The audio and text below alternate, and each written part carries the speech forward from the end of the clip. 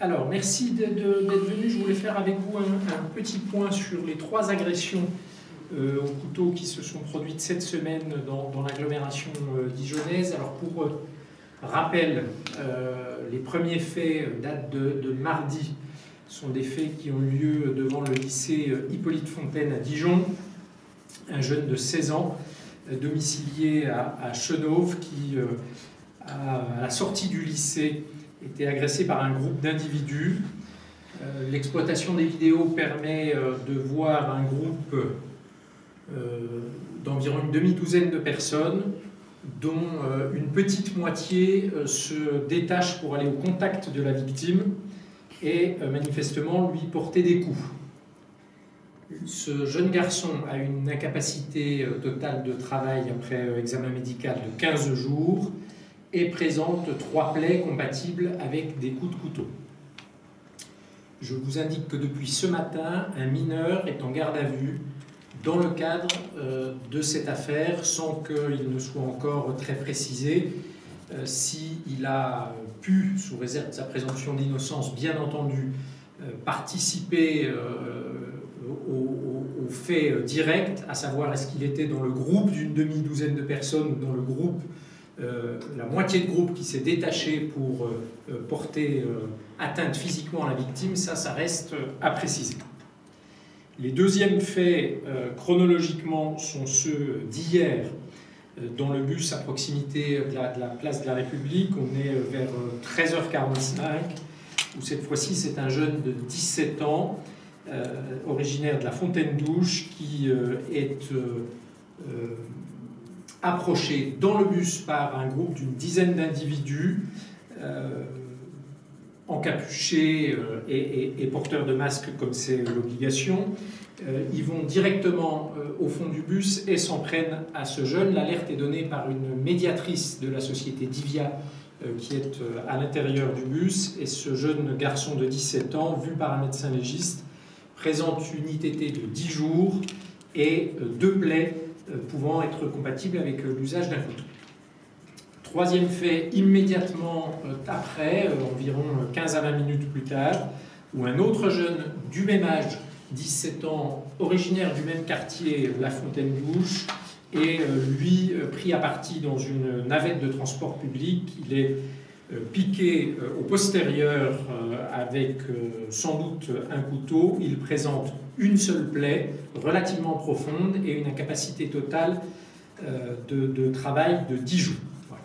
Ces 3 faits constituent pour l'heure 3 enquêtes de flagrance distinctes, toutes les 3 confiées à la sûreté départementale du commissariat de police de Dijon.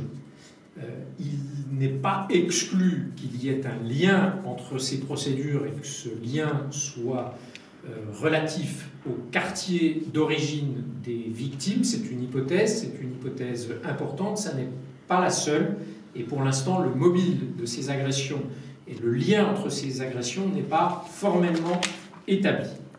Je vous indique enfin, pour terminer, que l'association France Victimes 21 a été activée au bénéfice des victimes et qu'il y a évidemment un certain nombre d'actes d'investigation qui sont en cours. Je vous ai parlé d'une garde à vue qui était en cours, des auditions de témoins également, et l'exploitation des différentes vidéosurveillances, soit des véhicules de transport public, soit la vidéo de la ville. Ces exploitations sont en cours. Si vous avez des questions. Le mineur en garde à vue, il a quel âge, il vient d'où? Le mineur en garde à vue a 17 ans et est originaire de la Fontaine-Douche. Il a été arrêté aujourd'hui? Il a été interpellé ce matin. Qu'est-ce qu'il faudrait de plus pour pouvoir relier ces 3 enquêtes?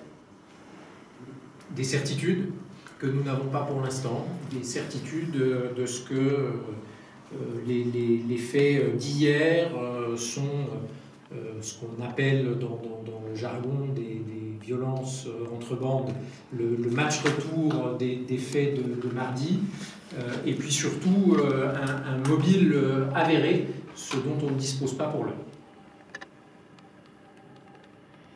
que le mineur, pour l'instant, a reconnu les faits ou pas du tout? Pas du tout. D'accord. On a parlé d'une origine peut-être sur les réseaux sociaux, sur TikTok. Qu'est-ce qu'il en est à ce niveau-là? Ça fait partie, en effet, des hypothèses, ça fait partie des actes d'investigation. Les recherches sur ce type de réseau sont compliquées. Le téléphone portable du jeune qui est en garde à vue est en cours d'exploitation pour tenter de confirmer ou d'infirmer cette hypothèse. Au niveau des autres personnes qui sont entendues en ce moment, ce sont des témoins directs dans le bus, au lycée? Quel type de personnes c'est? Oui, pour l'instant, il n'y a qu'un potentiel mis en cause, c'est celui qui est en garde à vue. Les autres auditions sont des auditions de témoins ou de proches des victimes, pour tenter de connaître la raison de leur agression. J'enfonce une porte ouverte, mais j'imagine que le fait qu'il y ait le port du masque, des cas pioches, etc., ça complexifie les recherches. C'est un peu une porte ouverte, mais vous avez raison, c'est une des difficultés de cette procédure, même si on a affaire à des gens qui ont l'habitude quand même d'agir en dissimulant le visage. Là, forcément, le fait que tout le monde soit porteur d'un masque pour des raisons sanitaires, à la fois complexifie les investigations et puis rend moins alertant, si j'ose dire, le fait qu'un groupe de personnes masquées s'approche d'un bus, ce qui en temps normal attirerait évidemment immédiatement l'attention de tout le monde. Dans les situations que nous connaissons actuellement, ça n'attire l'attention de personne et ça ne signifie pas du tout qu'ils veulent commettre des méfaits. Est-ce qu'il y a des mesures particulières qui vont être prises ou qui ont été prises depuis ces incidents? Quel type de mesures? Judiciairement, non. Plus de sécurité, plus de choses comme ça? Ça appartient à l'autorité administrative ou celle de l'éducation nationale ou de la société qui gère les transports collectifs. D'accord. Est-ce que vous craignez une surenchère ou de potentielles représailles du même type? Vous dire que non serait vous mentir. Évidemment, si l'hypothèse d'une rivalité entre quartiers et de match aller, de match retour venait à se confirmer et était la raison de ces passages à l'acte, la difficulté c'est que c'est sans fin. La vengeance de la vengeance entraîne la vengeance de la vengeance de la vengeance et seule une action policière et judiciaire résolue et efficace permet éventuellement de casser ce qui serait un cercle vicieux. Est-ce qu'on sait quel type de couteau peut être utilisé? Non.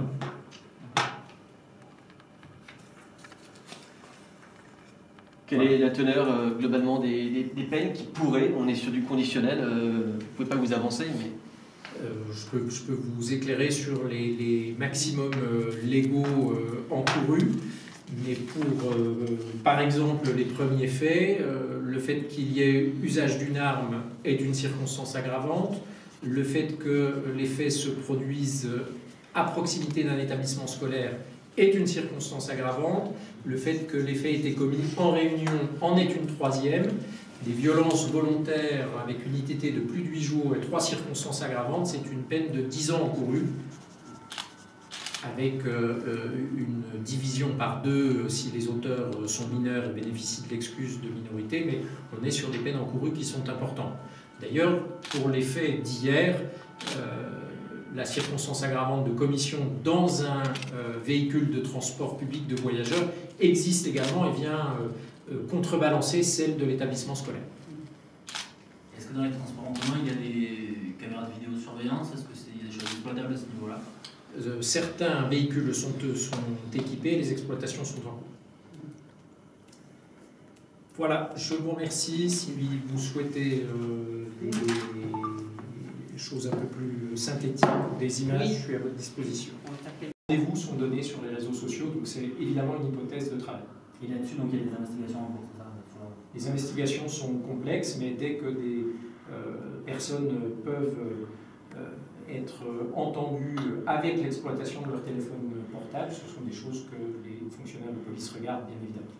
Je vous repose juste la même question, dans quelle mesure on peut craindre une escalade, une surenchère ou encore des représailles?